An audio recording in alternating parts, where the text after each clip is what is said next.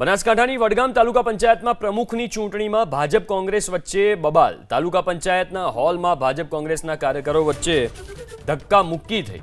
ભાજપે કોંગ્રેસના એક ઉમેદવારને ઉઠાવ્યા હોવાનો આરોપ લાગ્યો છે।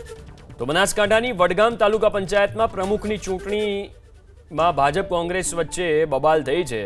તાલુકા પંચાયતના હોલમાં જ બંને પક્ષના કાર્યકરો આમને સામને આવી ગયા, ધક્કા મુક્કી કરવા લાગ્યા। ચૂંટણી પહેલા તો આવી ઘણી બબાલો આપણે જોઈ, હવે આ ચૂંટણી બાદની બબાલ।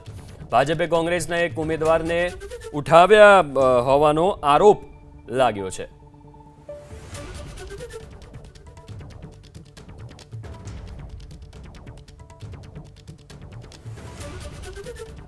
તો બનાસકાંઠાની વડગામ તાલુકા પંચાયતને લઈને આ સમાચાર, જ્યાં પ્રમુખની ચૂંટણીમાં ભારે માથાકૂટ થઈ।